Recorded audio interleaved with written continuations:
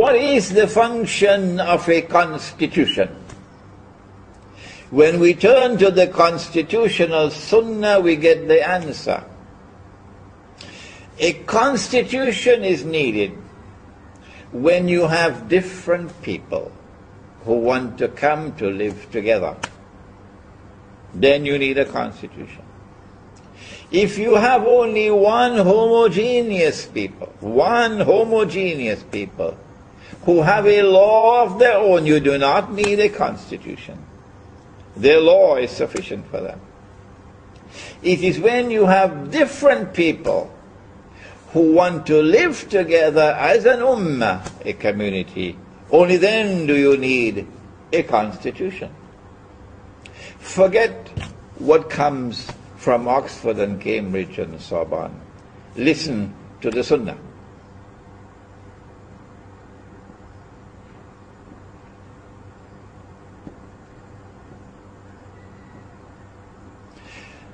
Nabi Muhammad alayhi salatu wasalam recognized the diversity of the population of Medina. He recognized that there were different Jewish tribes. Some of them at war with each other. There were different pagan Arab tribes. And then there were those who had become Muslim. And then there were the Muhajirun from Mecca. And when he arrived in Medina, guess what he did? Nabi Muhammad alayhi salatu wasalam spent about 7 months in patient negotiation. Not in a constitutional conference on the stage of history with debates going on in public. That's not wise.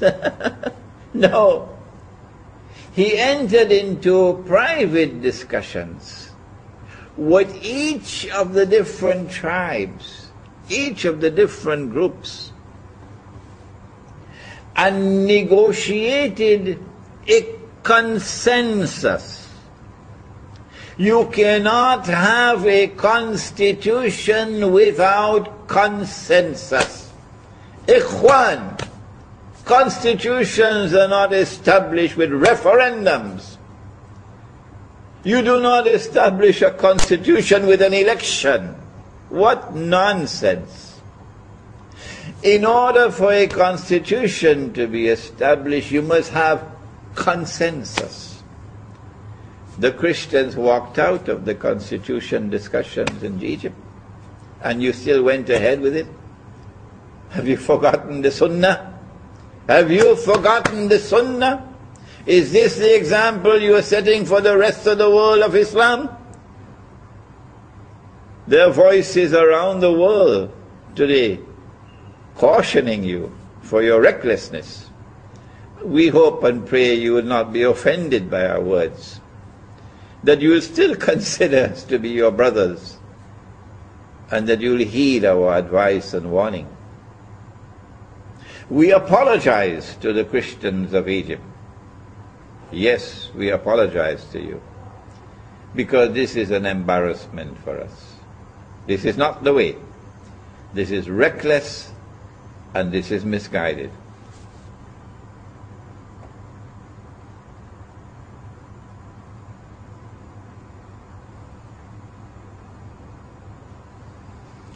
It was after 7 months of patient negotiations that Nabi Muhammad alayhi salatu wasalam finally succeeded in forging a consensus of that on which there was agreement, minimum agreement, amongst all the units of the state, people who constituted a polity, who wanted to live together. And thus came the first written constitution in the world, the Mithaq of Medina. Is it that you have forgotten that Mithaq? How it was established? Had I been Egyptian, I would never vote in the referendum. Never. And I urge all those in Egypt who are in agreement with my views, no, we will never vote in any referendum for Sharia, because that's a departure from the wise and enlightened Sunnah of Muhammad sallallahu ta'ala alayhi wa sallam. Rather, you have to engage in patient negotiations with wisdom. Something in short supply today, isn't it? With wisdom, to try to bring about a consensus. And that consensus will give you your constitution. The Zionists will never want you to succeed in that effort. One more statement on Sharia. I said that I am also one of those, like many in Egypt, who believe that the enforcement of Sharia today, given the abject failure of our ulama, can lead us to great difficulties and embarrassments. And we want to see the Sharia enforced only on those who accept the Sharia. And that the enforcement of the sheer Sharia should lead to the emergence of an enlightened ulama who will be able to respond to the fitna, the unprecedented fitna of this age. What I want to say about the Sharia is this. Allah subhanahu wa ta'ala has asked us to call people to the way of Allah with wisdom. ادعوا إلى سبيل ربك بالحكمة والموعظة الحسنة. Is this wisdom? Is this the way to impress upon the Egyptian people that you are rushing through a constitution and a referendum within a short span of time? Is this wisdom? No, it's not. Well, then what is wisdom? Let me tell you what is wisdom. Wisdom is that you will enforce the Sharia as a parallel system of law in Egypt, alongside whatever rival systems of law there may be. But you have to demonstrate the superiority of the Sharia over all rival systems of law. No. You do not stamp out the others. Let the civil law continue. Let other systems of law that other people may choose continue to operate.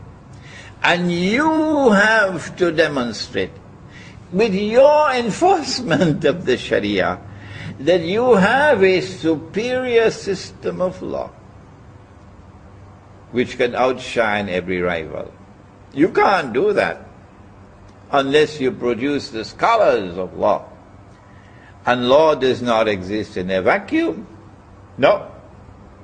The scholar of law must also know politics and economics and monetary economics and history and the movement of history in order for him to be able to understand the complexities of today's legal system, legal challenges.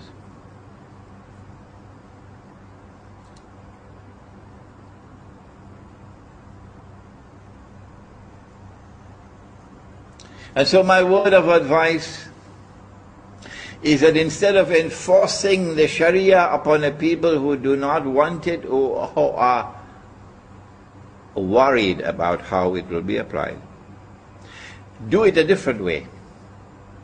Attract them to the Sharia by operating the Sharia in such a way that it will display its evident superiority over all rivals. One last word, Ikhwan. One last word. What direction, what destination are you taking Egypt to? And what destination is the world heading to? That war on Egypt is coming. And they need a justification for war. They need a casus bellum for war. They don't want to attack Egypt and appear to be aggressors. So what do they do? What do they do? to prepare the way for war on Egypt. Is Ikhwan aware of this?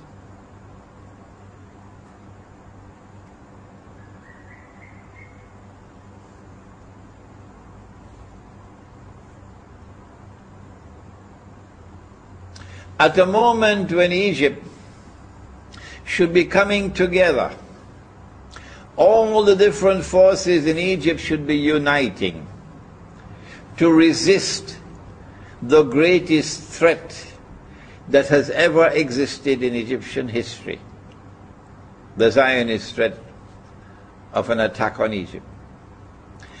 At this moment when we should be uniting our people, Ikhwan's government in Egypt has succeeded, and succeeded dramatically in dividing the people as they were never divided before. Is that wisdom? Is that the destination that you take in Egypt to? Who is smiling today with what is happening in Egypt? The answer, the Zionists are smiling. That's the answer. They want to be able to set up Egypt for the attack on Egypt. That they'll make it possible through the Arab Spring for a so-called Islamic government to come into Egypt. And then they'll help that Islamic government to take control of the military. And then they'll help that Islamic government to take control of the judiciary. So that the Islamic government is in total control of Egypt. And when the Islamic government is in total control of Egypt, and the Sharia is enforced on Egypt, and civil war comes to Egypt, they'll smile. And then they will exploit the weakness of the ulama to make the Sharia look stupid, to make the Sharia look foolish, to make the Sharia look savage and backward. And there are many ways that they can do that because of the failure of the ulama today. And then they will be able to show to the world, this is what Islam is doing in Egypt. And these people are bloodthirsty people, and they only want to cut the throat of Israel in order to be able to attack Egypt and yet not be blamed for committing aggression.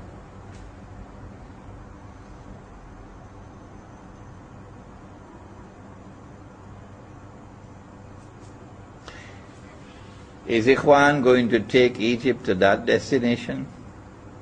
I pray that these words of mine may not offend, may not hurt.